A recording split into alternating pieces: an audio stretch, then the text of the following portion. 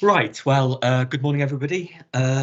Welcome to this exploratory meeting concerning the Baber Mid-Suffolk Joint Local Plan. My name's Malcolm Rivet, one of the inspectors for the examination most people hopefully will recognise. I'll set out the background to the meeting and the purpose of the meeting in a second or two, but we'll just do introductions of everybody else. So first of all, Mrs. Partington, my colleague, if you'd like to introduce yourself, then we'll go around the council. Yeah, I'm Alison Partington and I'm the other inspector involved in examining this plan. Okay, Mr. Barker, would you like to start for the council? Thank you. Hello, yes, I'm Tom Barker. I'm Assistant Director for Planning and Building Control for Baber and Mid-Suffolk District Councils. Okay, Mr. Hobbs. Thank you. My name is Robert Hobbs. I'm the Corporate Manager for Strategic Planning. Okay, is it Mrs. Hobbs? Thank you. Yes, Jo Hobbs. I'm a Principal Planning Officer in the Development Management Services at the councils. Okay, and Mr. Deacon. Yes, good morning. Matt Deakin, Senior Policy Strategy Planner for Baber and Mid-Suffolk. Okay, and Mr. Bedford. Thank you, sir. Michael Bedford, Queen's Counsel. I've been providing the legal advice and support to the councils. So I was just checking, which is why I was slightly distracted there, that the live stream was actually working, which I think it is. There's a little bit of a tiny lag if anybody's trying to do both. But perhaps Annette can just confirm that it is all working properly before we get into the meat of things. Yes, I have tested it. There's something like a 60-second lag between us, what we say, and it being broadcast. That's the minimum lag I can set it to. But I have checked, everyone's coming through loud and clear. Thank you. Okay. Right. Well, thank you very much for that. So as I say, just briefly, a bit of background to the exploratory meeting today and the purpose of it. As people are probably aware, my colleague and I have identified some significant problems with the plan. So both initially in writing and then emerging through the hearings. The councils wrote to us with some proposals for addressing those problems, and that letter is on the website. And we subsequently responded a week or so ago with some comments on the proposals and an alternative way forward. And since then, the councils have again written very briefly just to express, I think, in principle support for the proposed way forward, subject obviously to detailed discussion today. And just very briefly, it's set out in more detail in the letters, so people can go and look at the letters on the website.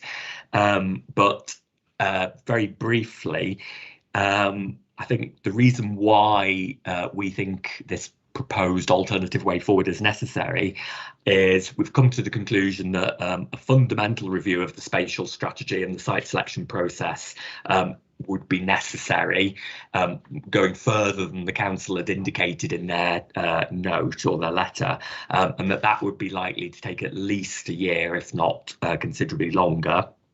There's a second point that in terms of housing supply of new housing commitments, so fundamentally planning approvals, but also other aspects of commitment make up around 90% of the housing requirement figure across the two districts. So the vast majority, 90% of the plan requirement is already provided for.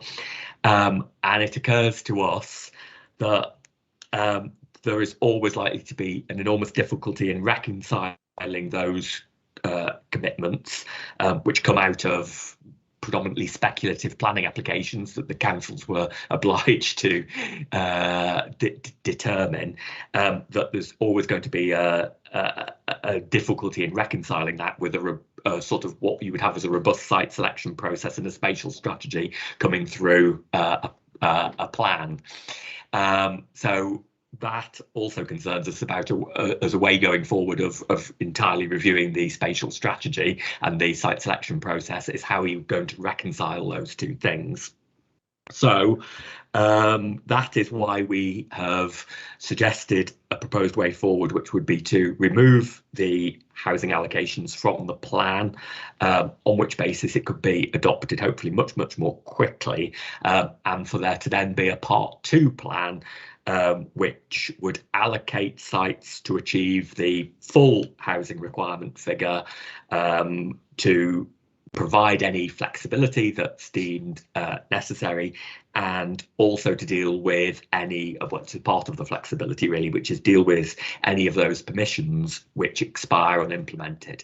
So that is basically the proposal which the council has indicated it is keen in principle to adopt. So the purpose of today's meeting is basically to discuss the broad principles of that approach, and perhaps to scope that in effect, and to raise any significant problems that anybody thinks might come through that and we would have to try and resolve. Inevitably, this would then end up at a set of proposed main modifications. I don't think it's appropriate to get into the detail of those proposed modifications today. We'll need to liaise in the normal way over main modifications in due course. But I think we'll leave that for probably for the new year rather than trying and starting that now. So that's basically where we are. I understand, Mr. Barker, you would like to make a few comments at this stage, which is absolutely fine. So over to you before we sort of get into the meat of the discussion today. Thank you very much, and good morning, sir. Good morning, madam. And as I said, thank you for meeting with us today and for giving me the opportunity to speak. I'm going to try and give us a little bit of a recap on the process today, and also how we're kind of responding to some of what we've heard during the course of the examination. And I started writing this introduction before having received your very helpful letter last week. It's fair to say that what I'm going to say now is quite different to what I was going to say when I originally started to prepare this. In your letter, you identified that we were in an unusual situation with around 90% of our housing requirement already provided for. And if you'd indulge me, I feel as though it would be quite useful just to take a few moments to recap on our journey to here. And I'm going to go right back to 2016, but only briefly. And bear with me, because I hope that it will provide some useful background that will bring context to our discussion today. And then before we get into the detail of your letter, I'd also like to just take a little time to reflect on what we've done about some of the things that we've heard during the course of the examination and what we're going to do differently in the future. So in the middle of 2016, there was formal agreement by both councils to undertake a new joint local plan that would comprehensively update and replace all existing development plan documents. In essence, that meant the replacement of both councils' local plans, 2006 for Baber and right back to 1998 for Mid Suffolk, and core strategies that were adopted again in 2014 for Baber and 2008 for Mid Suffolk, the latter of which had a post-MPPF refresh in 2012. And while recognising it was ambitious, we hoped at that time that with a fair wind we could create that plan in a couple of years. Turns out, obviously, perhaps the wind was blowing against us rather than in our favour, perhaps. So while we were commissioning and gathering together our initial evidence base, we also undertook a kind of warm up to the formal plan making stages and went out to our communities with a growth engagement campaign, which we called Building Our Sustainable Future.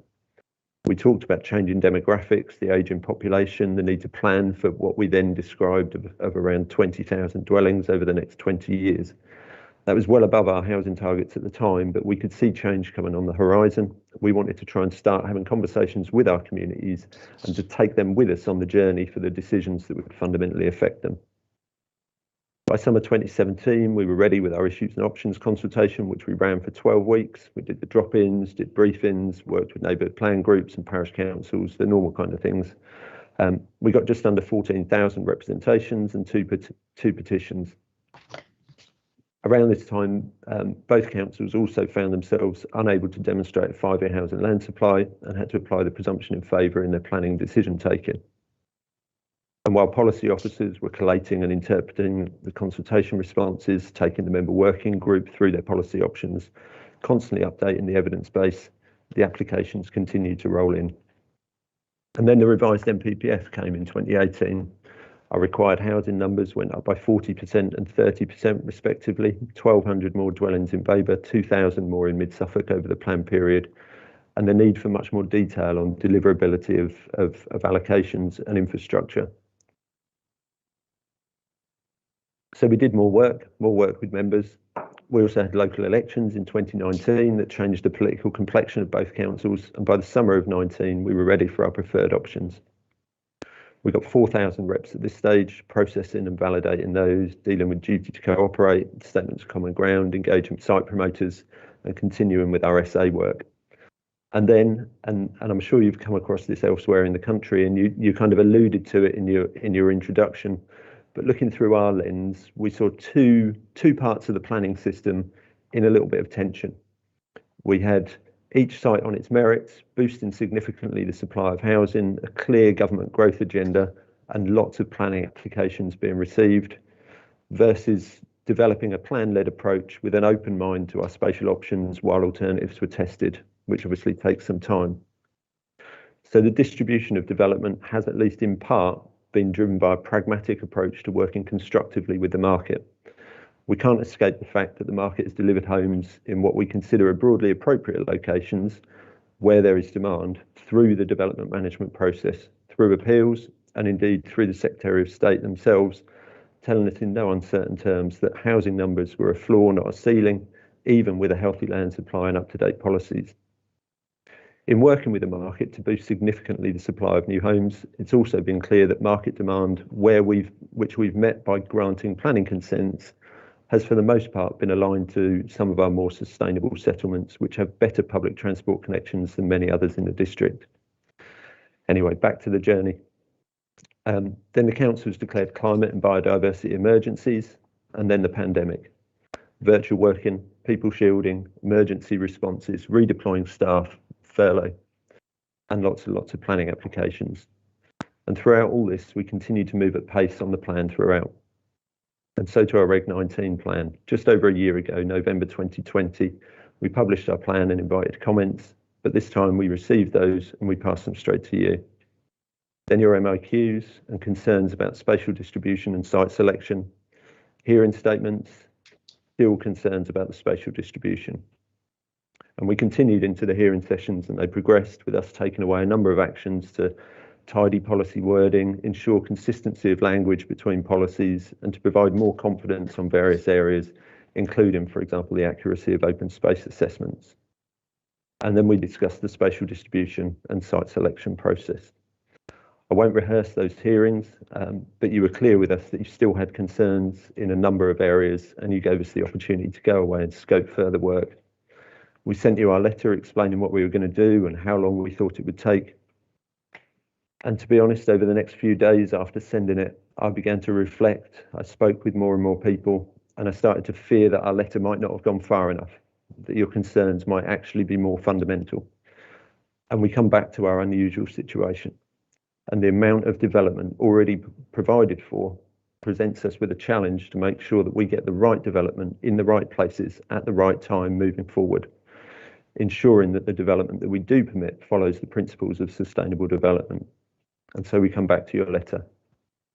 There are several matters of detail that we look forward to discussing today, but before we do, I'd like to express my gratitude for the pragmatic and positive way forward that you've outlined, particularly in paragraphs 9, 10 and 11 of your letter. Our councils and our communities will benefit from having an up-to-date plan in place, setting out housing requirement figure and development management policies that will enable us to secure better design, higher environmental standards, among other things, as well as helping to provide more clarity on expectations for the development industry. It will also enable us to pursue wider corporate objectives around biodiversity, climate change and well-being through new supplementary planning documents that we can create on the back of having the adopted plan. And at the same time, we can, as you say in your letter, develop the Part 2 plan spatial strategy and allocations, unencumbered by the constraints of live examination. Sir, Madam, there are inevitably ways that we could and should have done things differently throughout this process. There are different judgments that we could have made, but we've done our best in what we think was quite a challenging environment, when we've been focusing on how best to navigate through what is best for our residents and businesses, as well as helping to meet government objectives. And moving forward, I'd like to provide some reassurance perhaps, that we've changed the way that we're going to work to ensure that we can deliver parts 1 and 2 efficiently and effectively. My role has been reoriented so that I can play a more active role in planning processes. Our Chief Executive chairs our programme board to ensure corporate oversight and involvement, which is also attended by the leaders of both councils and our cabinet members. I'm also bringing in an experienced critical friend to challenge me as we go through the next stages of work. What is that work telling us? How should we respond? And what should my role be within it? We brought in additional resource to go through the open space work, and we'll have a subject expert to attend future hearings as part of part 2. We've also put extra resource into our strategic housing team to support the work on gypsy and traveller provision. And we're also in the process of agreeing a service level agreement with Suffolk County Council so that we're better able to evidence the infrastructure capacity and constraints that influence the bottom-up part of the site selection process. In addition, we put in place various measures to better align our decision taking with our direction of travel.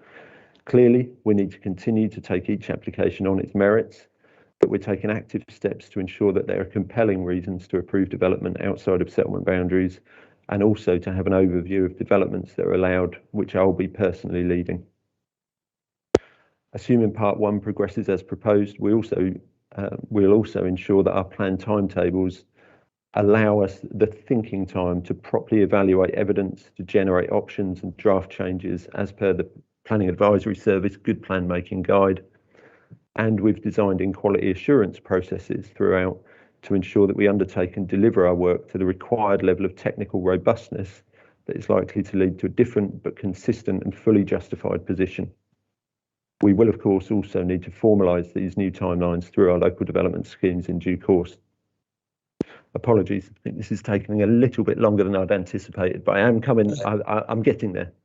No problem. Since our examinations paused, I'll admit that I've been doing a lot of personal soul searching. Others in the team may have been doing that too, but soul searching is quite a personal thing. But what I've certainly seen from across the team and from those that we've been working with is sincere professional reflection. And we know we need to be different. I'm going to go off script here, so apologies, and that might be a little dangerous. But having watched every minute of the hearing sessions, I've seen and sensed your growing frustration that we've come across as defensive and sometimes uncommunicative. And you've heard from some of our communities and indeed developers, and they felt that we've sometimes been uncommunicative, overly formal, and a bit distant. I don't actually agree with some of what you've heard, and had I been in the sessions, I would have challenged it. But in a very human sense, I realise that we need to be different. We faced a number of challenges with an ambitious growth agenda, strong market demand for new housing, but we have reflected on how we've responded to those challenges. During the course of today, and when we go away to do our further work, we need to be more open and optimistic. We need to be more positive, more collaborative, and more communicative. We need to be engaged and engaging. We need to speak with people, and we need to listen. And we need not just to listen to the words that people are saying to us, we need to actually hear what they're saying.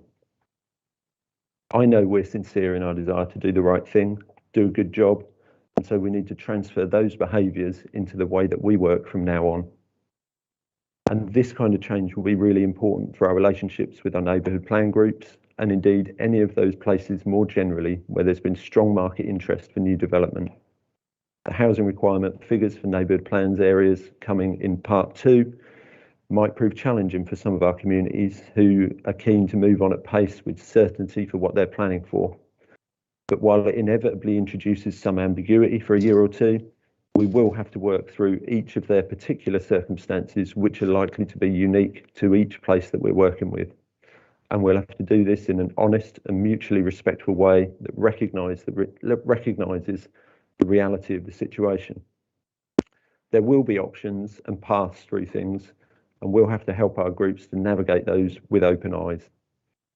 It may even be the case, of course, that some of our communities are satisfied that an up-to-date Part 1 plan means that they don't have to progress their neighbourhood plans at all, if it provides the kind of protections and controls that they were seeking through their own neighbourhood plans. Anyway, perhaps that's something we might touch on later as we go through the detail of the suggested way forward. But for now, thank you, sir. Thank you, madam, for indulging me that introduction. I hope it was helpful and an opportunity for you to see our journey so far, to understand how we're reflecting on our approach and what we're going to do differently in the future. Thank you. Okay, thank you very much for that. Very open and honest, commentary there. I certainly appreciate that, and I'm sure many of the people watching in the public who've been involved in the examination will appreciate that. And I'd just like to say, the fundamental difficulty that the council has faced, which is trying to prepare a plan and at the same time having to determine applications at for housing at an incredible rate. We appreciate the enormous difficulty that has caused, and why that has probably been fundamentally behind the problem that we've ended up with. So we're not intending any criticism at anybody in why we've reached where we have. It's an extremely difficult situation you all faced.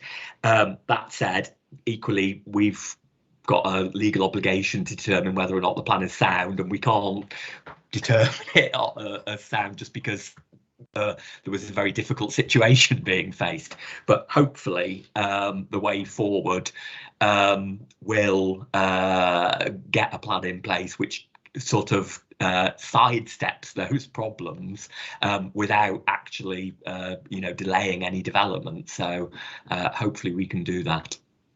Okay, right. If we then go on to the sort of meat of the discussion today, which I describe it as the meat of it, albeit it's going to be broad principles rather than detail. I think the first thing we need to sort of just touch on is the assumptions behind this proposed way forward, or the basis for it, in effect. I think there's two aspects to this, really, which is obviously one, what the housing supply figure the housing requirement figure is, and then secondly, what the supply situation because the sort of around 90% of the housing requirement across the two districts already being commitments. The fact of that is dependent upon what the housing requirement figure is and an accurate figure of the housing supply figures. In terms of the housing requirement figure, we've got the figure or figures set out in the plan. We've had hearings on those. One thing does occur to us in respect of that, which was arguments made that there should be an essay of higher and of course lower reasonable alternatives to that. I don't want to be forced into making a view, certainly not at this stage, as to whether or not the essay is legally compliant without those. And also, I recall Mr. Bedford pointed out that a higher figure was being tested, in effect, because all the allocations were being appraised. So that's a sort of a sort of slight complication. Well, not a complication, but that is a potential answer to that challenge, that it doesn't. But obviously, if the plan isn't going to include those site allocations, then that in effect sort of disappears. To cut a long story short, I think it is probably wise for the council to do an essay of higher and lower housing requirements before we as inspectors reach a final view on what the appropriate housing requirement figure is. In terms of the higher figure, I mean, we will see, let you come up with what you think an appropriate higher figure to appraise as a reasonable alternative is. So that's fine. In terms of the lower one, we'll the same, albeit that there is the most recent now standard method figure, which is somewhat below the one which the plan is based on. So that is a possibility, but leave that for the councils to consider. What I think is it feasible for you to, are you in principle happy to do that work or secure that work? And I think if you are, that's work that needs to be done sort of very, very quickly to get on, because for this approach to work, we need to know what the appropriate housing figure is. So that's got to be informed by that work. So is that something that can be got on with relatively quickly? So in principle, yes, although can I perhaps just start with a few comments. And I appreciate absolutely that in a sense you're not terribly helped by a legalistic approach to, in a sense, minimum requirements for meeting SA obligations, and so I acknowledge that, and in a sense, so far as I can see, there is no legal, as it were, restriction on people in an SA doing more than the minimum they might be required to do. So it is certainly open to a council to test things which it might not need to test merely to be legally compliant. And we absolutely accept that point. And obviously, if it's helpful to the examination for us to test things, I say, that might go beyond the bare minimum, then I say, subject only to the timescale and the resource implications of doing that, we don't have any in principle problem with that. But obviously, one does also then need to bear in mind that there is a practical issue which I think we would need to reflect on in terms of the integration, certainly in terms of our discussions hitherto with our SA advisors, LUC, who obviously carried out the work that you have seen, in terms of formulating their own work, which obviously is intended to be independent of our work in order for it to be an adequate SA.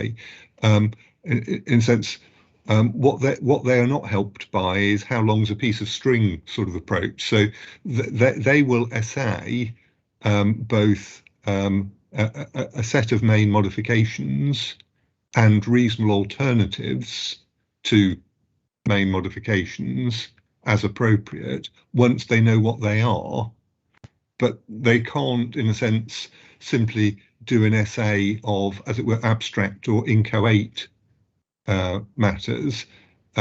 So I think there would be a need for some degree of sort of precision if one was to take the view that an alternative for a higher figure than was arising from the use of the standard method was to be tested as an alternative to the figure that's informed by the standard method.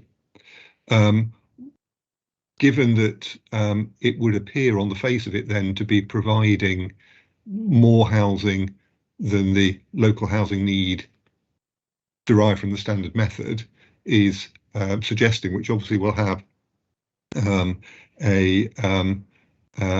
potential environmental implications.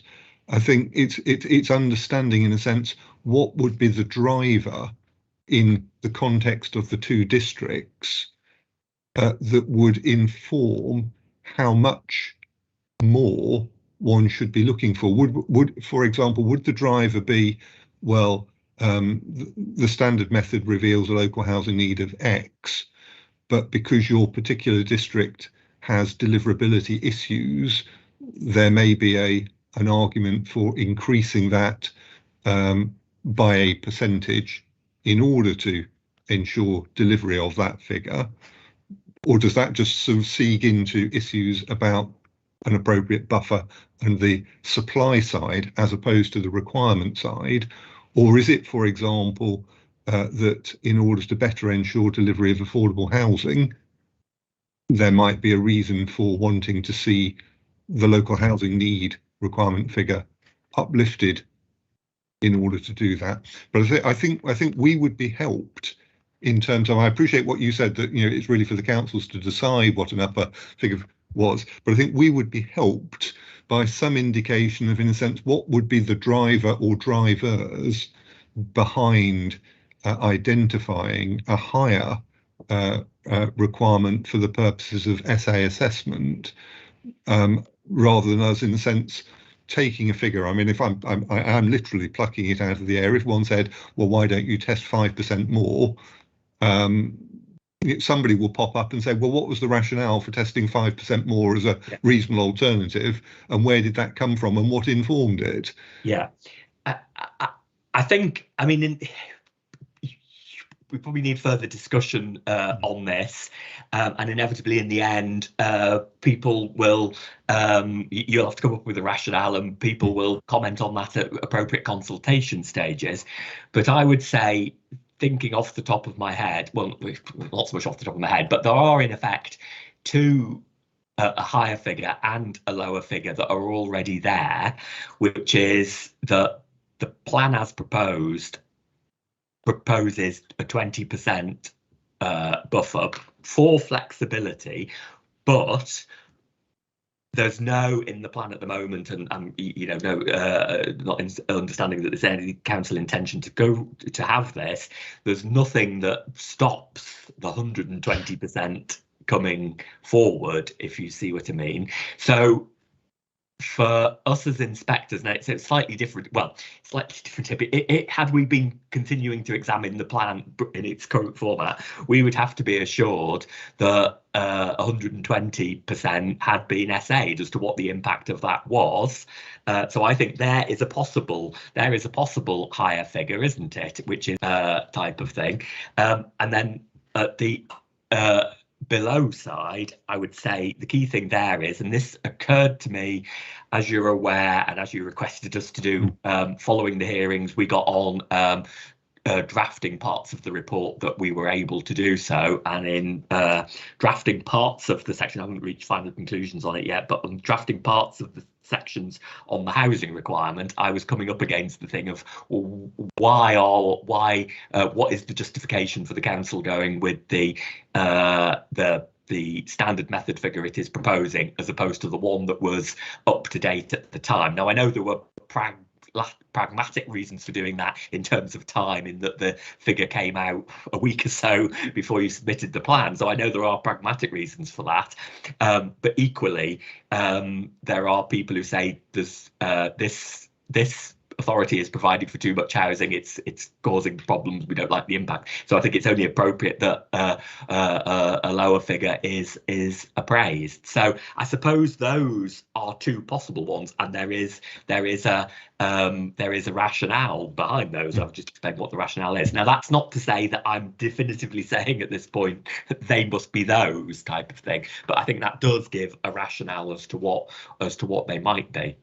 Yeah, thanks, sir. I know Mr. Deakin wants to come in, but could I then just perhaps clarify in terms of a lower figure, that certainly, as from what you have heard and read and seen so far, it's not currently in your contemplation that there would be, as it were, a benefit either in SA terms or in soundness terms of us assessing a housing requirement figure that was lower than anything that would come out of the standard method, whether one uses the 2020 inputs or the 2021 inputs. So one wouldn't be looking to go below the standard method, but there may be arguments for testing different variants of the standard method depending on the year of assessment that you choose?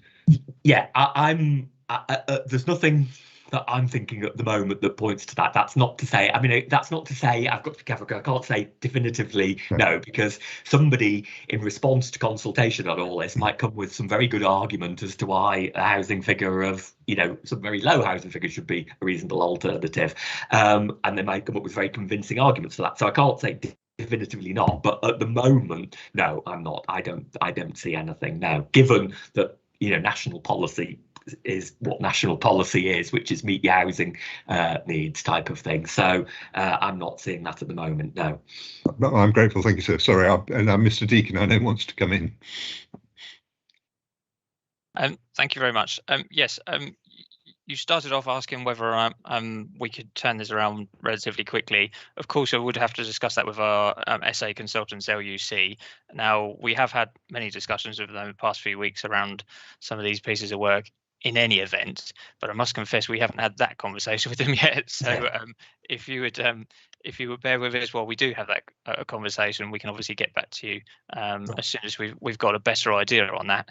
I mean, as far as the options themselves go, the starting point was, of course, what our SA originally identified, which effectively said there were no alternative options. The council considered there were no alternative options to SPO1. With a fundamental change to the plan, obviously, I think that has to be a different a dynamic to that argument. Now, there has been a lot of water under the bridge in terms of representations made for and against options, higher or lower. And I think the council would have regard to some of those arguments still in terms of how it feels about identifying options. I was going to resist the temptation of identifying options here, but probably by good fortune in my mind, the options were quite similar to what you've identified just now, Inspector. So I thought that was a good starting point in terms of the options, but we'd obviously need to consider what other options may exist in terms of reasonableness before we identify how many options there potentially are on the table. And lastly, the only point I wanted to make is that obviously we would run it past the same SA framework criteria. I assume we would continue with the SA framework that we currently have. We would run those options past that framework, which, without prejudice to the outcomes of that, may return a very similar outcome for all of those options. Yes, it may do. I mean, well. Yeah, I mean, what to be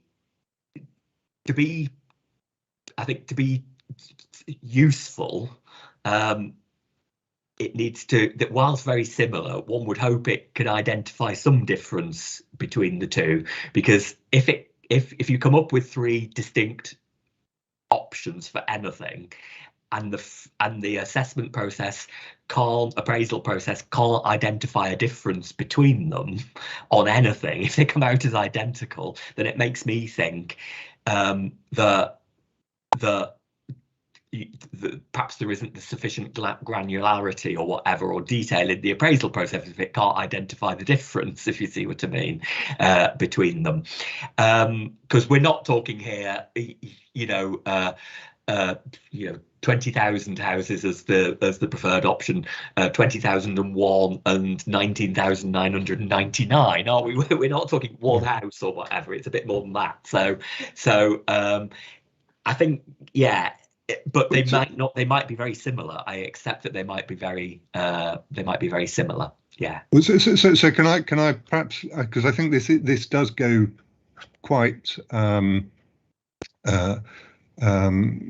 importantly to the work that was done in terms of the structure of the SA, because, sir, as you will recall from the previous discussions and obviously the previous documentation, when LUC were brought on board, the first thing that they did was to carry out a scoping exercise as to what the SA objectives should be, and they did that obviously with consultation, and then they took into account the results of that consultation.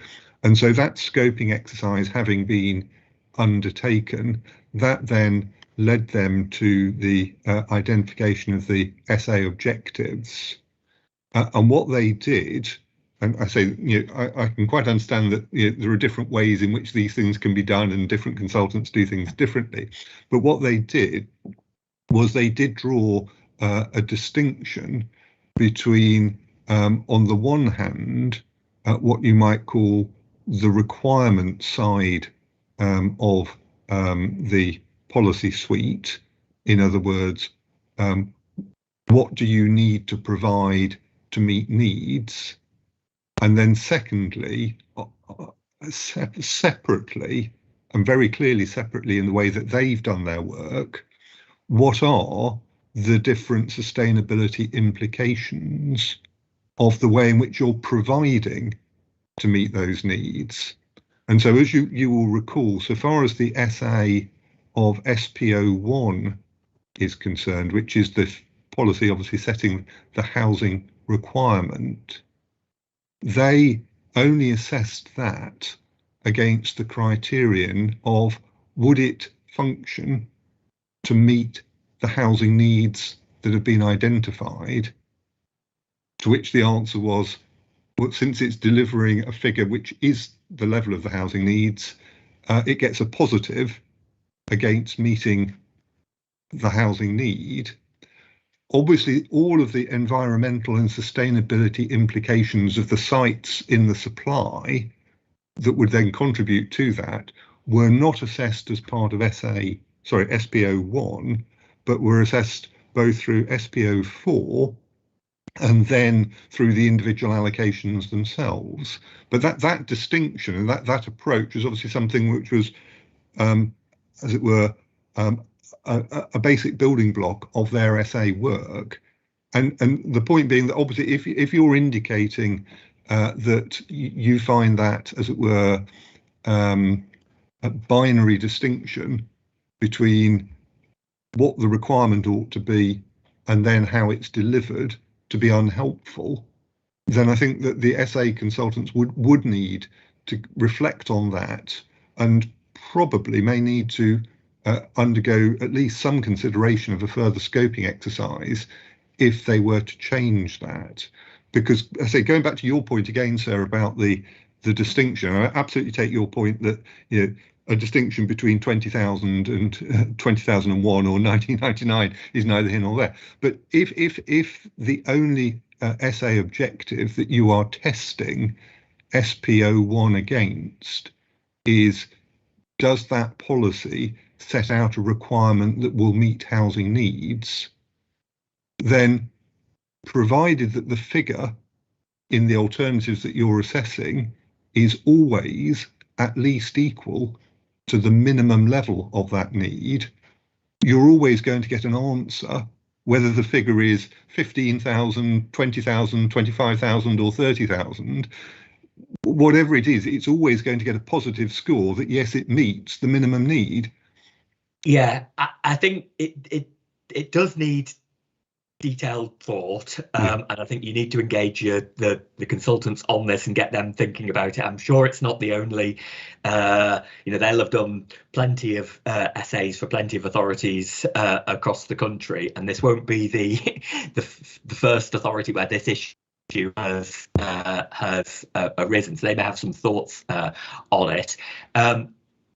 Ultimately, though, I'm hesitant to say too much because I don't want to prejudice anybody or anything, but ultimately, even if, and I'm not saying it's necessarily the right way to go forward, but even if they were to stick with that approach, then one would assume that if you were to appraise, the requirement figure and 120% of the requirement figure, even if in terms of housing objective it remained the same score because it met the housing need, so you didn't get anything more for the 120%, one presumes that the implications on other aspects, environmental aspects, things like that, would be different, because it's got to assess that there's going to be, more people living in the district, I presume. So there would be there would be some difference, I presume. But they would be under a different policy, because it in a sense the requirement figure is being assessed against, does it meet the need? And I say the point that I say in the way it's been done at the moment, I think in order to bring those other factors into implications of the higher requirement, they would need to change the way that they've done things, which I suspect. I'm not saying it couldn't be done. It's just I suspect that would involve potentially needing to reconsider the scoping exercise in order to be sure that one is. Because if one's changing what has been a building block of their methodology in a relatively significant respect, and I can understand again, there may well be good reasons for doing that, given that on their current essay they have dealt with all those environmental implications in other policies, but those other policies will fall by the wayside if they are removed from the Part 1 plan, and therefore will be removed from an essay of the Part 1 plan. Yeah, I mean, I think that's the point, isn't it? That in removing policies from the plan, right, and remove, because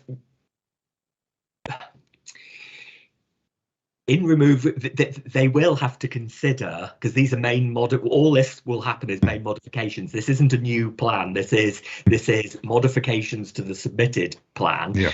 So they will have to consider potentially the essay, an essay of the main modification of which is potentially the deletion of policy SP04 that sets out a spatial thing. So I don't think necessarily they could just say SP04 goes, so we don't have to worry about that. I think they may have to think, well, SP04 goes as a policy, but what is the implications of that, both in real terms, which will probably not a great deal of difference potentially because all this housing is already committed anyway, and what is how can we assure that is appraised as part of the plan, if you see what I mean? So I don't think they can't just say SP04 doesn't exist anymore, we just ignore it, because it's a main modification, isn't it? Taking it out of the plan would be a main modification which they need to appraise in theory. Well, they would have to assess what will be the implications of the plan shorn of SP04 and all those allocations in LP01 and the LS allocations, because obviously the main modifications, as it were, as a whole, will produce a plan of a particular shape, which is effectively, it will set out a housing requirement, it will set out development management policies, and it will obviously, subject to our further discussion, it may or may not set out some employment provision. But what it won't be doing is setting out a housing distribution or a housing provision through any sites which aren't already, as it were, commitments. So the plan... No, but so it's the extent to which, I mean, there's a lot in here, and I think it's probably best that we deal with it separately, otherwise we could spend the whole of today just talking about this. There are clearly issues in there that need to be looked into, and potentially I suppose it's the extent to the extent to which commitments, what we're identifying as the commitments, are appraised either in the essay at the moment, and without me going back and looking at it, and I think you've obviously spent some time sort of thinking about this, whereas I haven't particularly for this session, so I'd need to go away and think about that again, and look at it. But that's fundamentally what it comes down to, I think, isn't it? Is all these existing commitments, are they appraised in the essay at the moment, and if so, how? I mean, they're appraised as allocations, but actually they're commitments, aren't they? And this comes back to this fundamental problem that we've got, that we're appraising something as a proposal of the plan, when in fact it's a reality. So that, I think we need to consider how that's worked out, I think. Well, so yes, I mean, it certainly, it seems to me, in the light of what you've obviously been saying, and absolutely acknowledging that it's all without prejudice to your final deliberations and so on. I mean, it seems to me that what we need to do is to go away and have a detailed discussion with the SA consultants, which may have the implications that the SA work needs to be, in a sense, much more refined from its current form. And that, I mean, the only reason, in a sense, for labouring that point at the moment is that that could potentially have timescale implications just in terms of that exercise. But we need to take that away and have that dialogue with them, in the light of what we've now heard from you in terms of the areas that need to be considered. And we need to work out then what is going to be an effective way of ensuring, obviously, that the SA does its job, which is to say it helps inform the plan making process, and also that can be achieved effectively in the programme that we're envisaging. Yeah. Okay, thanks for that. So that's certainly, well, I think the key point from that comes is that work does need to, that's an absolute priority to get on with and do. Well, it's not setting any timescales to it, because the whole approach is all dependent upon this. That needs to be got on with sort of immediately, doesn't it? Of all the tasks, that's one that needs to be done absolutely immediately to start that discussion. Okay, let's move on then to the second side of this, the other side of this coin, which is the housing supply figures. Now, I think there's two things to this: is what date is the housing supply figure determined at, and then secondly, what's that going to comprise of? In terms of a calculation date, I was thinking, this for debate, which is that the 31st of March 22 seems a good date, in terms of that's the end of a monitoring year, so it's a date you'll always be having to work to anyway. It's a date that, I mean, we don't know the timescales for getting the plan adopted, but it's a date that I think it's highly unlikely that the plan's going to be adopted before the 31st of March. I think we're looking at sometime after that, so it would be an up-to-date figure at the time. And what I'm thinking is, I think we need some information in the meantime as to clarification of the around 90% figure, or more definitive than the around 90% in the meantime. But if that could be come up with in the meantime as an estimate for the 31st of March, if you see what I mean, this year, and then the 31st of March this year to become the figure, which is then becomes the defining figure. Is that a realistic way forward, Mr. Deakin, to be assuming that's what you're working towards, and then come up with something at the moment for that, and then from then onwards for it to be the figure of that date? Thank you. Yes, I think as a basic principle, the council would always prefer to use the most up-to-date data available, for the simple reason that, as you can see through the many years that have ticked by, the more up-to-date it is, there can be quite significant differences. Yeah. So I think we certainly would prefer to use an up-to-date date. My degree of caution, well, I suppose in principle, it sounds like it's doable. There's two things in my mind. One is estimating a future figure based on what we currently know, because in my experience, the back half, we have monitoring data at present up to the end of September, so it's effectively a 6-month figure. In my experience, that figure is usually a lower amount compared to the rest of the 6-month period, so that the second 6 months is always a higher number than the first 6 months, if that makes sense. So there would be a degree of caution in terms of extrapolating that data and applying it again. A very simple formula would be to double it, but it may not be that realistic to do that. Right. but I think in principle it's doable, subject to obviously revising that figure for the actual numbers when we get there. And my second point is, when will we get there?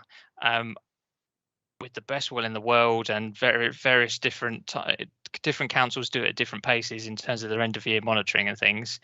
I think we'd normally be in that position for an end of year figure, probably by June 22 at the earliest. Right. So just to give an idea in terms of when we could actually refine what we think is a proper end of year figure for the 21-22 monitoring year, we probably couldn't get there any sooner than June, to be honest. Right. Okay. We obviously need to continue to liaise over this. But I think it makes sense to work on the basis of 31st of March as being an aim. I suppose all I would say is, you use your estimate that you think is appropriate, albeit I would always be on the cautious side, I suppose, because what we don't want to do is find that actually the supply is much less than anticipated it was going to be, because that's better to find that it's more than less. So estimate to be on the cautious side, but yeah, go for that approach. And if that approach... So before we just complete it, there is a separate point which we need to highlight, because it bears on the same issue. But before, in a sense, we conclude on this, obviously, as you've indicated, one of the potential components that goes into the, as it were, committed supply would be any sites which are allocated in a made neighbourhood plan. Yeah. And that is, in the circumstances of the two districts itself, a movable feast depending on which base date you choose for the exercise. And that's not just, in a sense, a generic point. It's a particular point given the cycle of neighbourhood plan preparations in the two districts at the moment, which is that there are between, as I understand it, I think Mr. Barker's probably got his finger on this in terms of any details that you want, but there are somewhere between 6 to 9 neighbourhood plans at the moment which have been through their neighbourhood plan examinations in terms of an examiner's assessment of them, and have been either the subject of changes, modifications, or not, depending on what that assessment has concluded, which are envisaged to be scheduled to go to their referenda on a date which is towards the end of February of 2022, with the expectation that any of those neighbourhood plans which then successfully secured the requisite majority through the referenda would then be made by the local authority by or before the 31st of March 2022. But of course, it's not for us to presume or to assume what the outcome of the referenda may be. And so whilst there are those neighbourhood plans in the pipeline, we can't at the moment assume that either 6 or 9 of them will become made neighbourhood plans, or indeed what proportion of them will become made neighbourhood. So in other words, the problem at the moment, and obviously it's a problem that falls away once you move beyond the 31st of March, but the problem at the moment is that component of the supply, if we were to use a future date of the 31st of March 2022, you would be having to make an assumption about what the component of allocations in made neighbourhood plans was by that date. Yeah, I understand that point, and it's clearly a range, isn't there, of all 9 get made, and you've got the full amount, or none of the 9 get made, and you've got the bottom figure, and the reality is probably it'll be somewhere in the middle. But you've got a range there, I mean, in terms of this figure, we need to have a precise figure at the point of which the plan is adopted, or we need to have a precise figure then. Before then, we don't really need to have a precise figure. So we don't need a precise figure. All we need to be assured is that that figure that becomes the precise figure is a figure that isn't enormously different from what we're being told it will be at the moment. Well, certainly it won't be enormously lower than it, because if we've estimated it to be around 90%, and the councillors confirmed that that's what you think it is broadly around that, that's all fine. If the precise figure comes and it's 89%, or it's 91% or it's 93%, that's all right. What we don't want, or what would be a problem, is if suddenly between now and the 31st of March you were to say, or the June, whenever you were to say, oh, actually it's not 90, it's not around 90%, it's 20%. I'm exaggerating for it. Well, I mean, because we know this, but if you come and say it's 20%, well, suddenly we're in a very different ball game, aren't we? So I'm not that worried about the precise figures at the moment. We'll need a precise figure eventually, but at the moment, just it's just getting a broad figure, knowing broadly where we are. And I think the key point is to understand what this figure is going to include and not include, so we know what that is, if that makes sense. So you agreed on what information you're collecting, but in the meantime, until you've actually come up with your final figure, it doesn't need to be a definitive figure. It just needs to be an indication of what the figure's going to be, subject to exactly it's going to vary. We recognise that. And if you want to say, well, in the moment it would be X if all the neighbourhood plans were made, and it would be lower than that if none of them were made, then we'll know the range, won't we? So yeah, so I think one of the issues for us, because clearly, I mean, you're absolutely right that the critical point comes, what's the position by the time the plan comes to be adopted? But before we get to that stage, clearly we're going to have to consult on the main modifications, and the SA is going to have something tangible that it is then appraising, as well as reasonable alternatives to that. So it's just that there is this kind of sequencing position, which again, perhaps we just need to take it away and reflect on it, in the sense that one's got, as it were, two choices. You can either take everything from a date in the past and simply stick with that date, whether that's the 30th of September of this year, or 31st of March of this year, and obviously you can do all of that work, and then potentially provide you with an update during the course of the examination to show whether or not the 2022 figures show a material difference. So you can either adopt that approach, or you can adopt what I might call the forward approach, which is obviously what you're suggesting, that we do jump to 2022. But it's just that I think we need to go away and reflect on, at what point will we need to have information that we can use to inform the draft main modifications that can be the subject of SA and the subject of then public consultation, in a way which is obviously helpful to others and ultimately helpful to you. Okay, why don't you then, if this is feasible,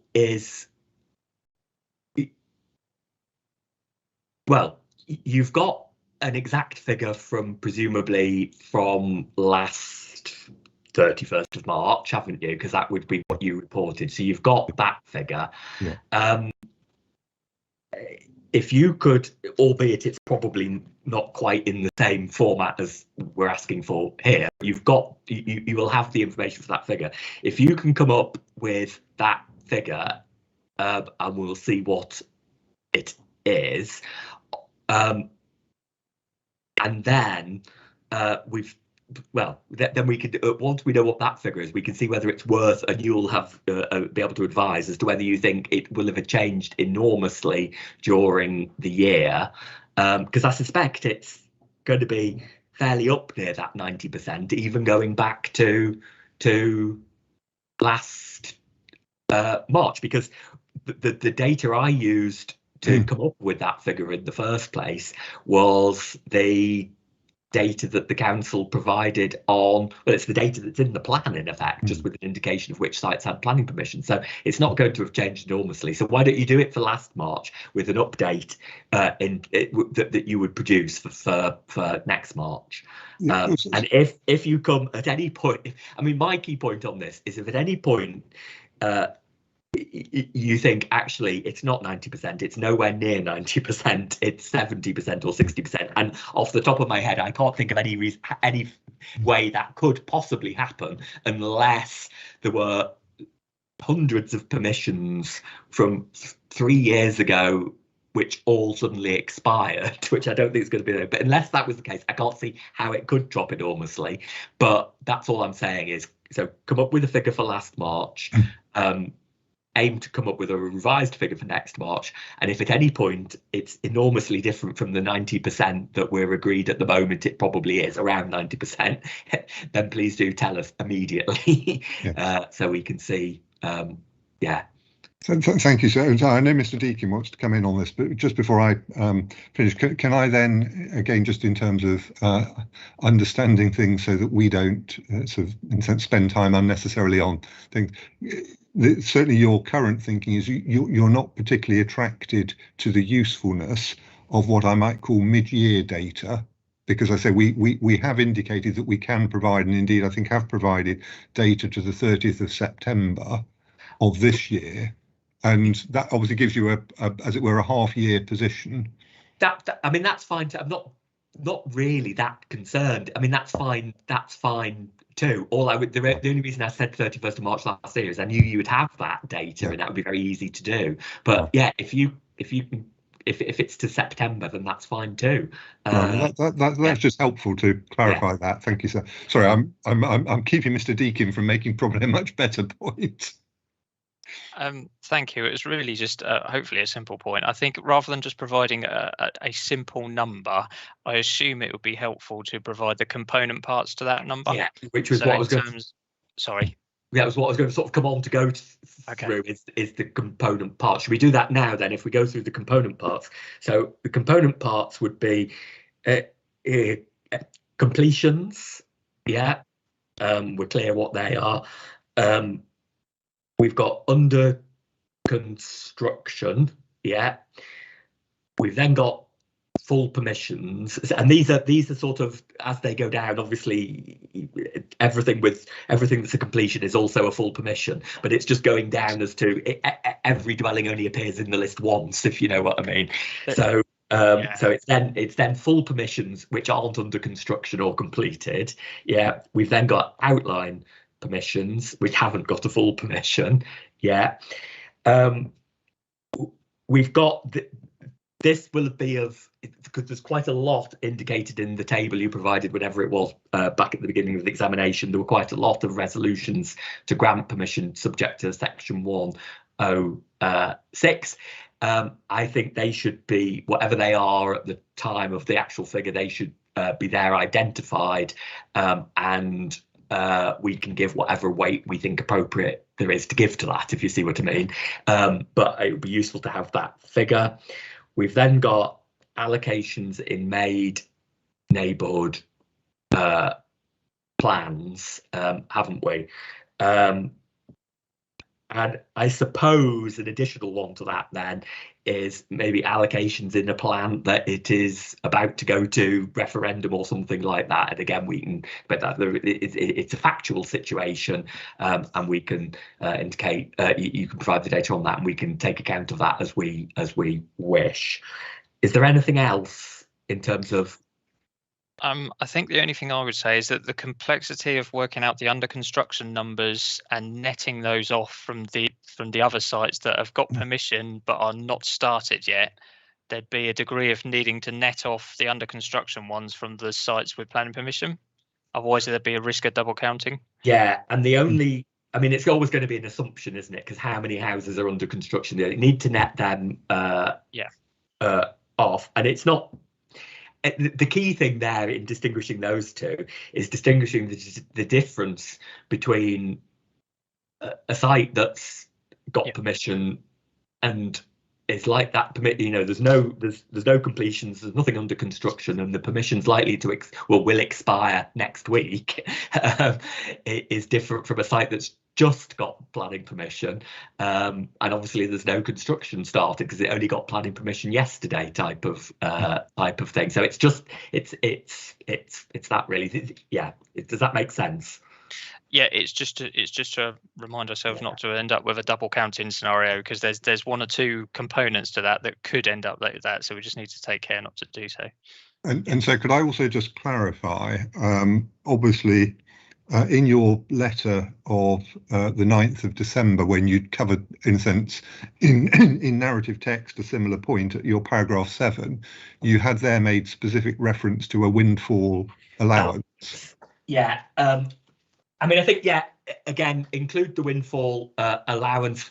We'll come on to talk. Well, I don't think we'll get into the detail of it today, but inevitably, what other permissions, any other permissions that happen between now and when your sort of Part 2 plan adopted would be those windfalls. So we need to understand what the policy is, and what therefore from that we know what level of windfalls are likely, don't we? So yeah, if you can include that as a separate, if you include the figure, a total figure, but made up of all these things, then we as inspectors can reach a view on the likelihood of those. And ultimately, in the end, we're not, this is a local plan examination. It's not a Section 78 examination of, well, on this day at this particular point, what is the figure? It is broadly, what is the figure of supply? Yeah, we're not worried down to the last house, albeit that when you're made up of a lot of sites, you have to be fairly accurate on each individual site, because otherwise you end up with a hugely inaccurate figure at the end. Mr. Deacon. Sorry, it was just on that point. Is there a degree of rounding that you'd be comfortable with in that respect? Would you be 10 or 50 or 100? Overall at the end, you mean, or on each individual? Either for any of the components or at the end figure. Is there any sort of comfortable rounding you're happy with? Or? Well, it's what you're. Okay. I think it just comes. It's what as accurate as you can feasibly get, but That's fine. But don't be worried. I mean, we're not suggesting that you go out every day to every site that's under construction and are constantly counting how many, and then it gets into the debate as when's the house completed and all that. We're not worried about that. It's just. Thank you. Yeah. Right. Okay. So that covers, hopefully. Oh, there is one further point then on this, which is what would also be useful to have is, as a subset of that, where it's known, which hopefully should known in a number of cases, is the same figure for affordable housing.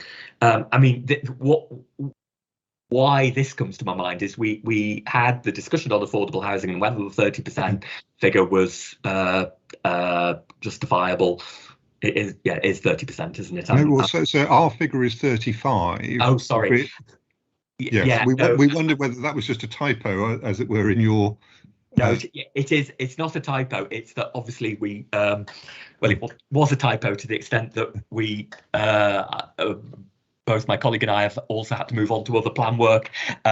So that probably reflects the other plan I'm looking at. Yeah, but no. There's no issue. Well, I'm not making any comment, but that was a typo in effect. So the figure.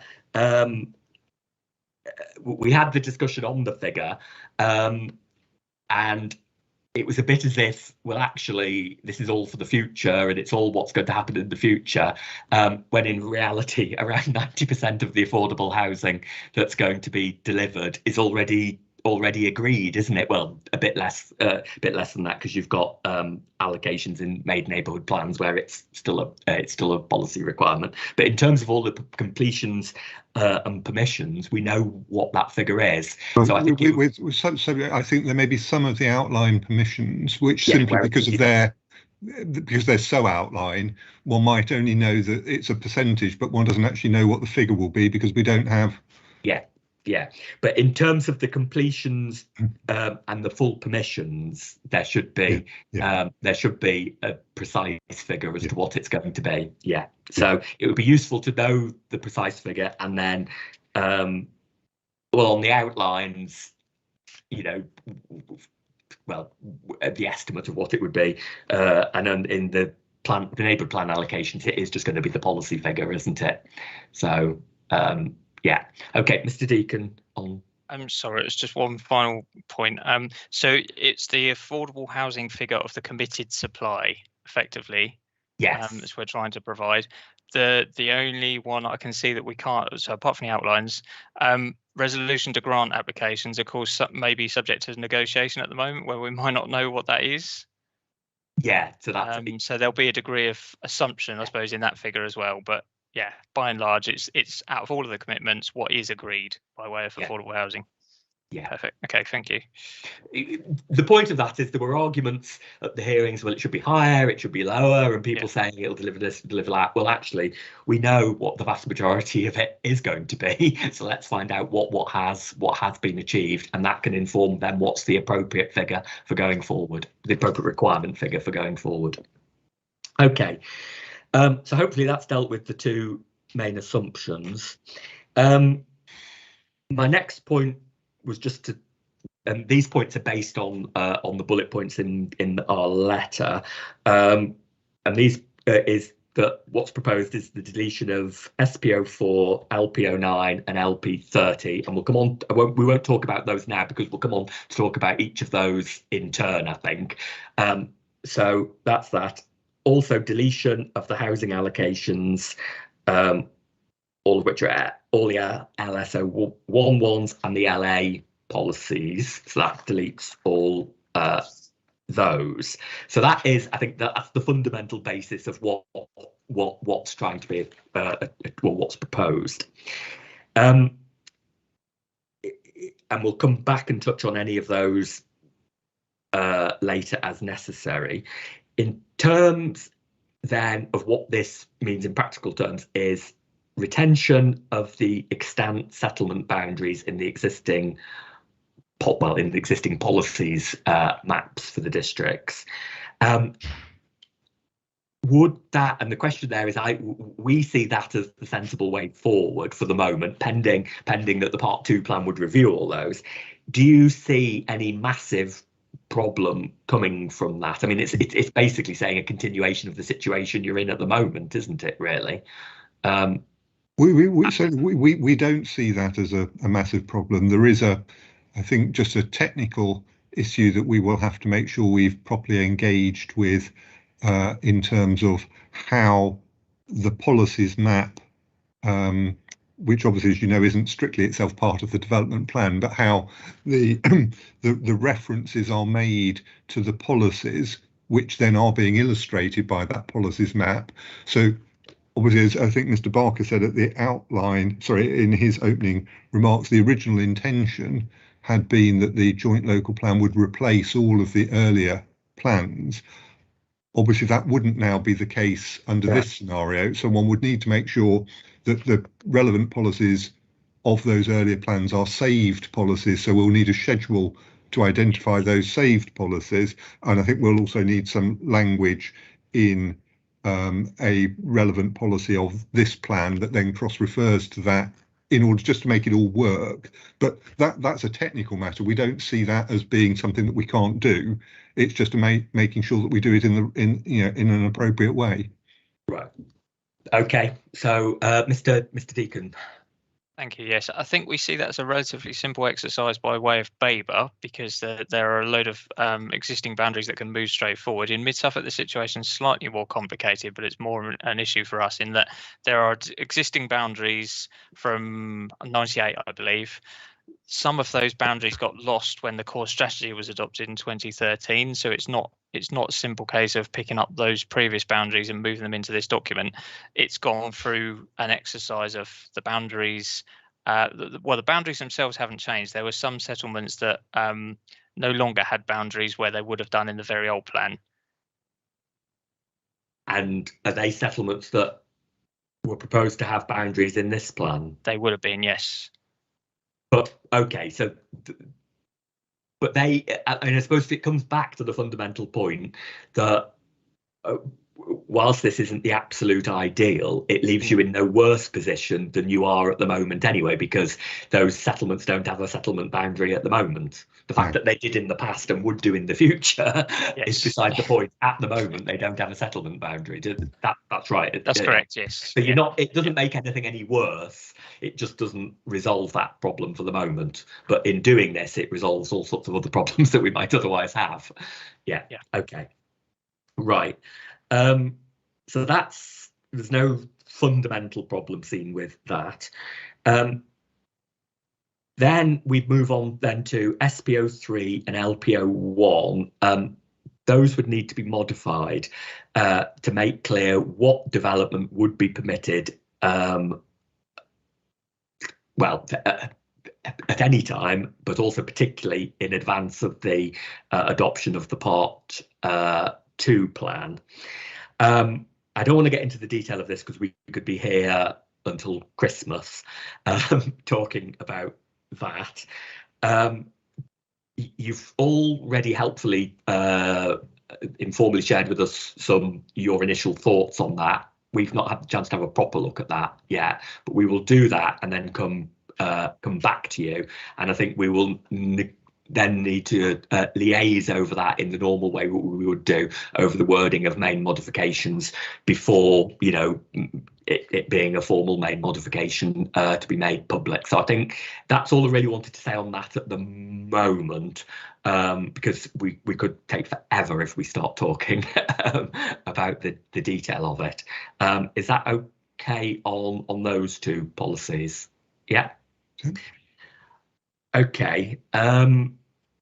Then that brings us on to the open space designations. So here it's a bit the same as the extant settlement boundaries. What we would be saying is we go back to the open space designations which are on the existing policies map, and you would also need to save the policies of the relevant plan. So that's yeah. I mean, again, do you see any massive problems with this? Presumably not. Because it's the same issue. Yeah. It requires properly addressing, but we think yes, technically it's certainly doable. We just need to make sure we do it in an appropriate way. Yeah. Right. Okay. So that's fine. Just off the top of your head, just as a matter of interest, and this was one of the questions that we never really knew the answer to, which is why we'd ask you to go away and do further work on it. Are the vast majority of the open space designations included in the plan, the proposed plan, are the vast majority of those already designations in existing plans? So the vast majority are, yeah, right. Okay, fair enough. It's just a matter of interest, really. Okay, that brings us on then to employment allocations. And there's a question here as to whether or not to retain these in the plan or delete them in the plan.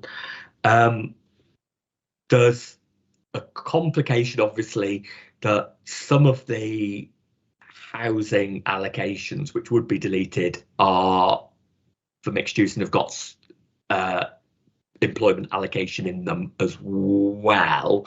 So it would become enormously complicated to sort of leave the employment bit in, and yeah, so I don't think that's an option. So I think by definition they go. That then leaves the employment only allocations within the plan, and again we had some confusion over this, which is why we'd asked you to go away, or certainly Mrs. Partington had asked you to go away and do further work on this. Got some confusion over this, but in terms of the strategic employment allocations, which are the only employment sites allocated in the plan, do they all have permission in terms of a permission for the the development of that land for employment, or is it not that straightforward? Because we know there's the Stowmarket one, Gateway, is it Junction 14 or Gateway 14 or whatever it's, yeah, that one recently got permission, didn't it? Do the other ones there have existing permissions, or does this mean that there's some big employment site which would be left with no allocation and no permission? Well, so certainly not all of the allocations in SPO5, which is the policy, which is the only policy that allocates strategic employment sites.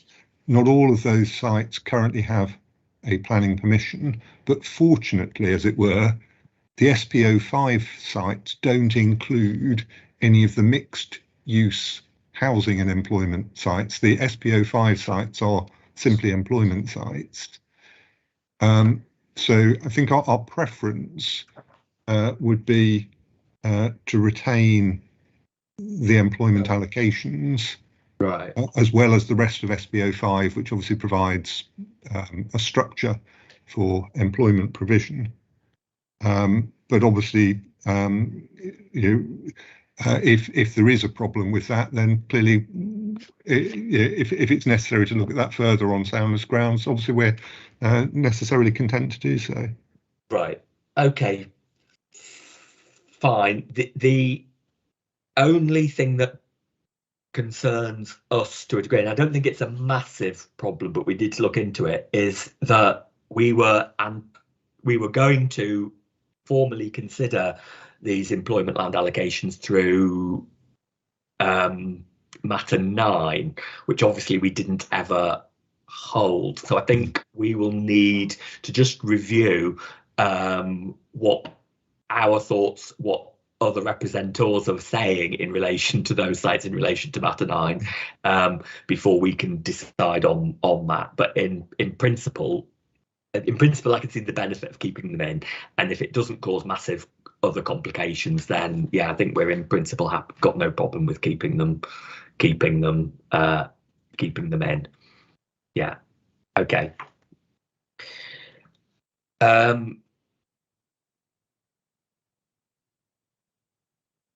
Yeah. Okay. So I think that's employment. What time is it? It's 25 past. We'll carry on for the moment. Is everybody okay to carry on for the moment? Yeah. Okay. So that then brings us on to what was LPO 9. As I previously indicated, this goes right back to the hearing session we had on the very first day, our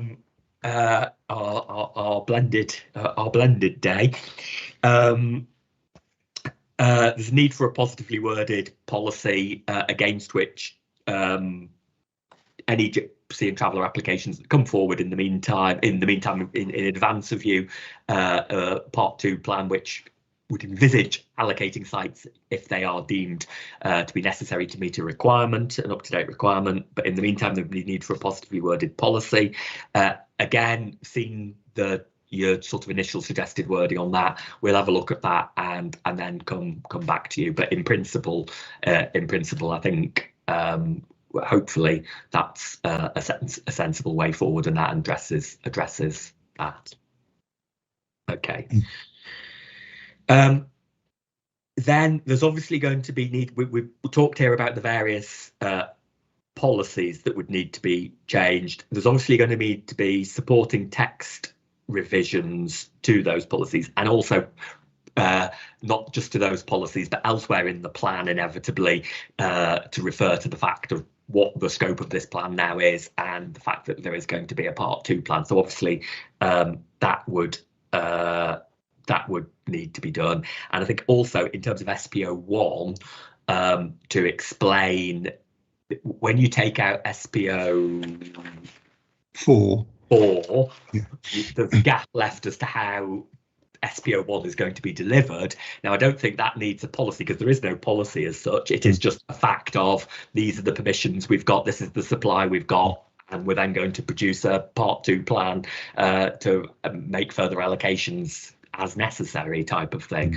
So I would think SPO1 is going to need some supporting text to set out that. I mean, it may have some form of tables that set out the the detail or whatever. I'm not saying that's absolutely necessary, but I can't see it being.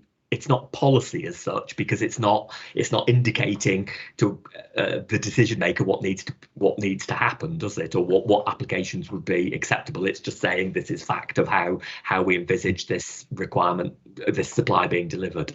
So yes, I mean, I think in one sense the local development scheme ought to be charting that, as it were, journey of those two different parts of the development plan. But you're quite right that then there ought to be some narrative in the reason justification to SPO1 that explains and possibly cross-refers back to the local development scheme how it is that requirement in SPO1 is going to be delivered over the plan period as a whole, bearing in mind that only part of it will come out of what's in the Part 1 plan, and part will obviously follow through in the Part 2 plan. I mean, clearly there are precedents. I don't know that I can immediately think of one precisely on all fours for this, but I mean, for example, Vale of White Horse, I think at the time that they were producing their Part 1 plan, which I was examined. Exactly. But at the time they were producing their Part 1 plan, there was a grey area, which was what was going to be their contribution towards meeting Oxford's unmet needs. And so I think they specifically crafted a policy which said, the housing requirement is X for the time being, but it might need to become Y once we know what that missing gap is. And that was something that they did in their plan, as I say, you're aware of, and I know that there are other instances. So I think we probably just need to do as it were, a look at some precedents to make sure that we're coming up with something that, let's say, has been tried and tested elsewhere and found to work. Yeah. I mean, there's dozens of Part 1 and Part 2 plans around, so it's not as if it's in this sense this is anything unique. It's a fairly unique situation by which we've arrived at this point, but the point we've arrived at is a fairly common position. Okay, so that you mentioned local development schemes, they will need to be obviously revised to reflect this. The law doesn't require you to consult on that, and actually requires you to update them, to keep them up to date, to reflect current circumstances. I don't know whether in the past you've consulted on changes to the local development scheme or not. All I would say is I would be tempted to do whatever you've done in the past to maintain consistency. And I don't know if your LDS, sorry, not your LDS, this is your LDS, your SCI. I can't remember that. Does that say anything about what you'll do re LDSs? I'm going to stick my neck out and say I believe it's silent on the LDS specifically. Right. Okay. So anyway, all I would say is make sure you comply with your SCI and with whatever you've done sort of previously, unless you've got, I mean, as long as if you want to change what you've done previously, have some good reason to change what you've done previously, but comply with your SCI. But otherwise, I don't think there is need for any consultation on that. Okay.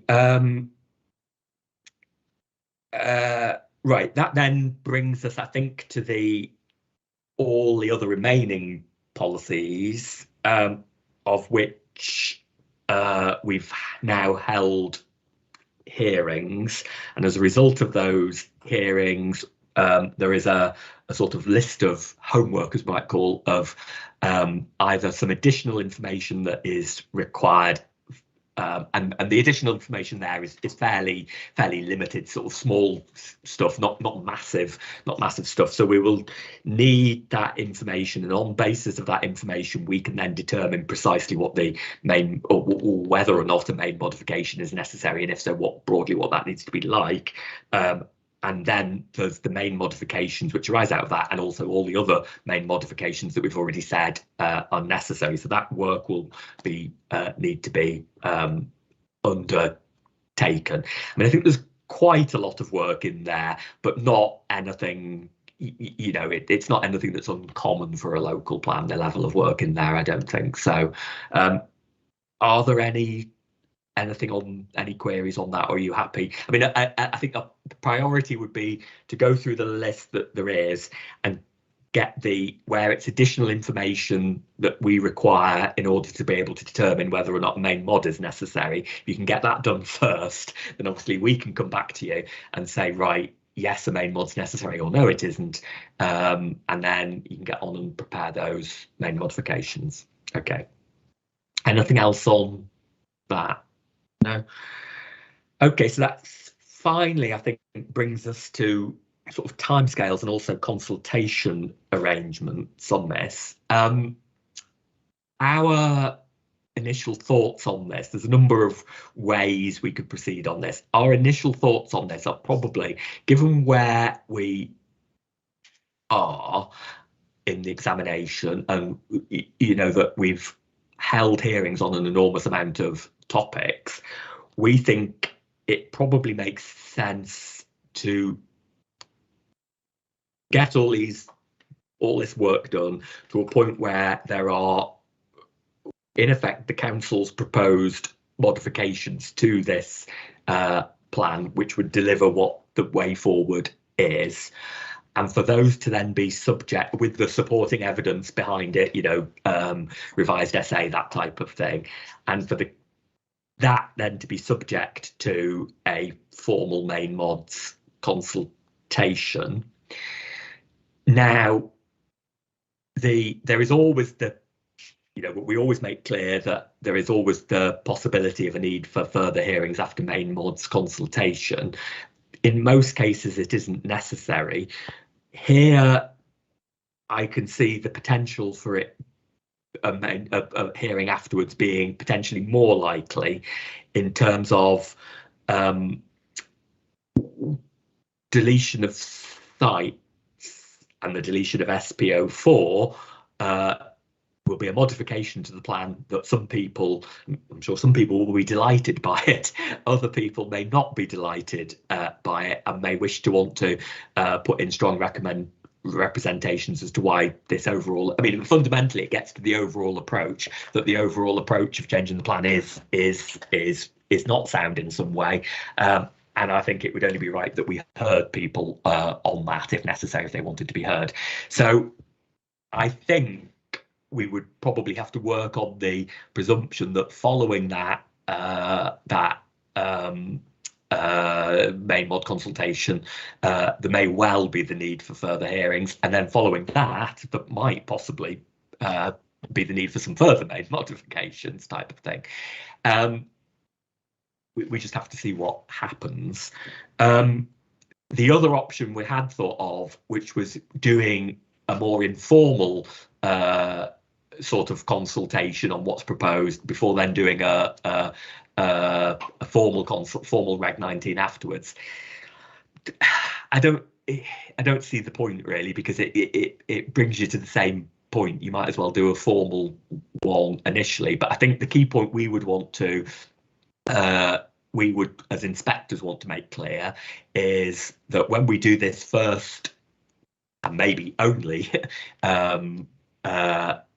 main mods consultation, that we are clear as inspectors that these are your main modifications to addressing the soundness problems that we have identified, and we as the inspectors are not at that point, haven't made the final views that they are the appropriate way forward, because the general public has to be assured that we will genuinely consider any comments that they make on them. So that always applies with main mods, but in this case it's a bit more significant, because some more significant changes to the plan are proposed than in many cases is the case. So that's all we would want to make clear. But I think it's subject to you being happy with that. I think that's probably the sensible way, sensible way forward.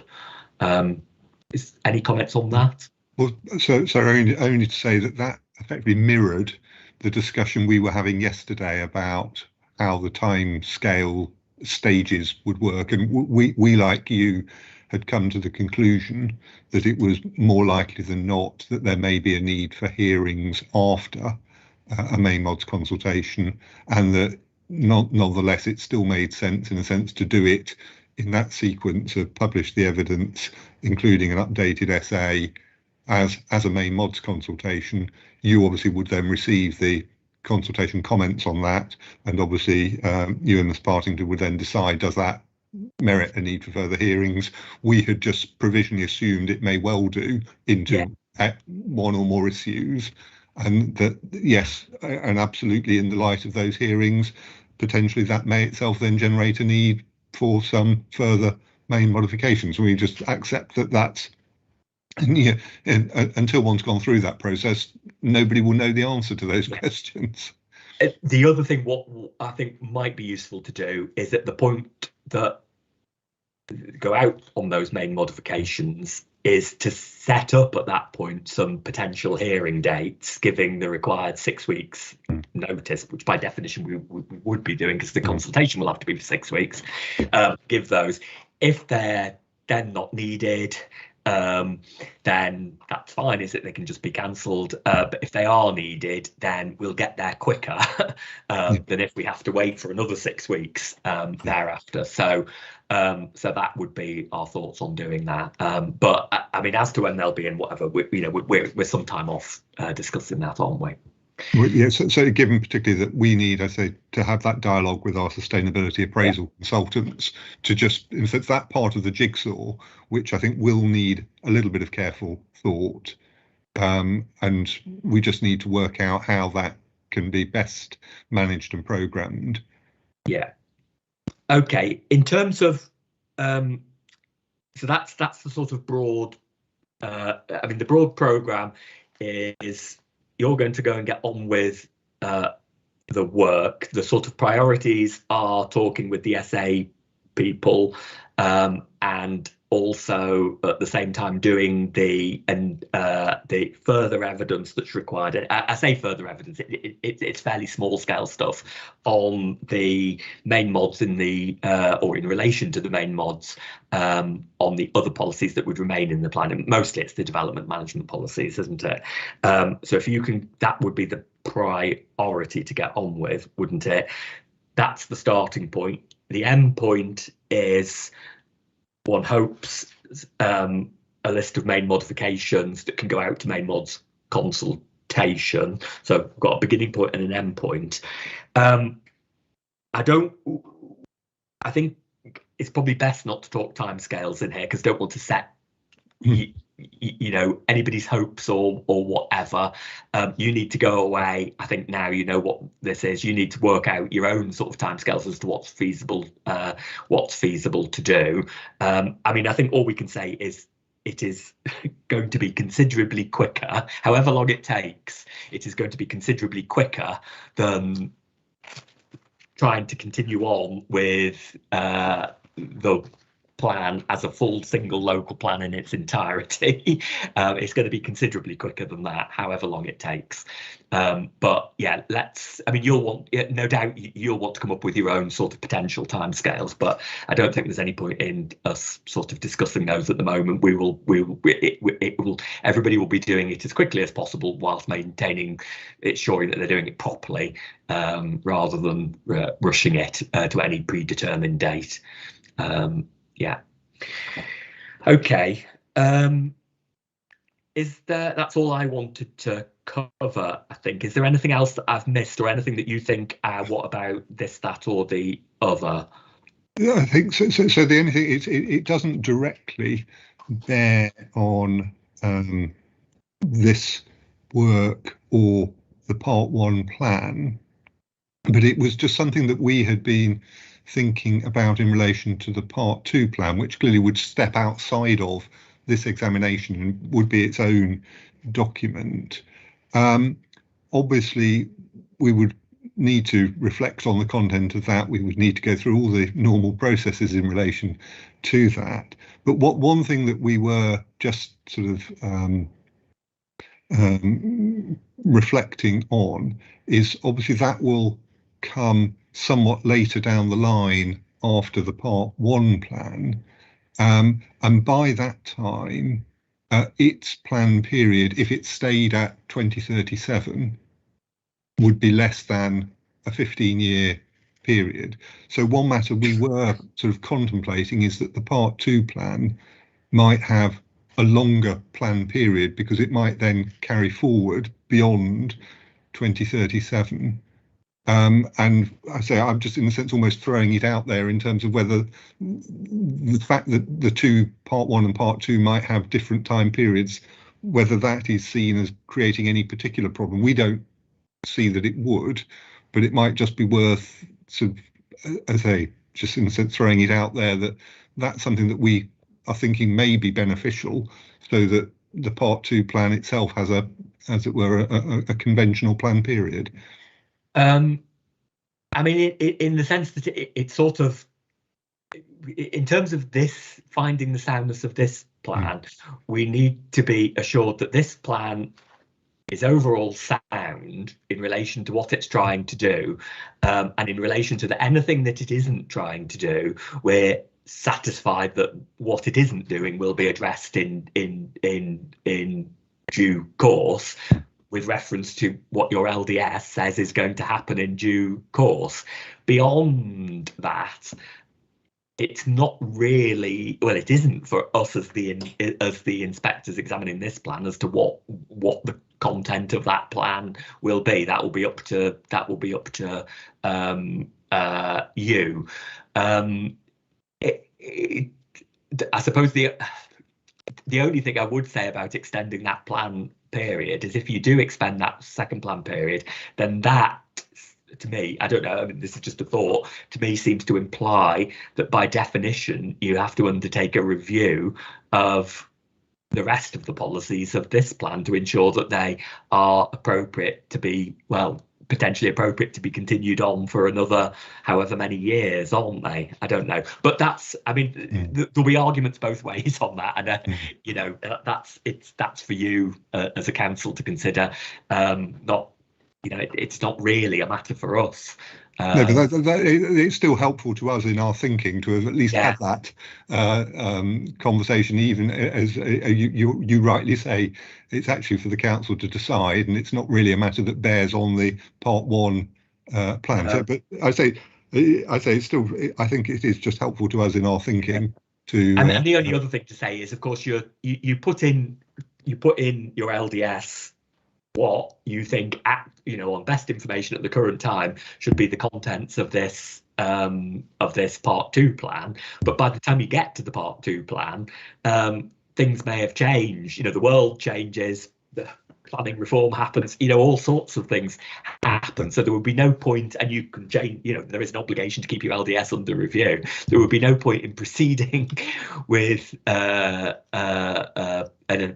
Part 2 plan with the scope of something that's set out now, if that makes no sense then. So yeah, it's a movable feast to some degree, isn't it? Thank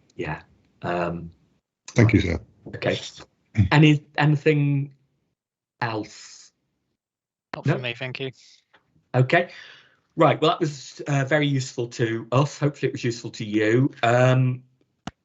Just one thing in terms of timescales. I'm certainly working this week and up until Christmas, although I've got plenty of other things to be getting on with, including starting a new local plan examination. I mean, if you want to come back in any way for any queries before Christmas, that's fine. But otherwise, we won't be here sitting expecting you type of thing. We've thought more likely we're going to hear from you in the new year or something like that. So, but that's, I will be around up until Christmas if you have any urgent queries or anything. Okay. Right. I think that's it. For today then. Well, thank you very much for your contribution. That's very useful. Hopefully you found that useful, and hopefully any of interested parties, the general public watching, will understand where we now are, and they can be assured that there will be full consultation as and when there are specific modifications in a specific proposal going forward. That will be subject to the full and open consultation. Okay. Thank you very much, everybody, for your time. Thank you. Thank you, sir. Thank you. Thank you. Thank you, sir. Thank you, madam. Thank you.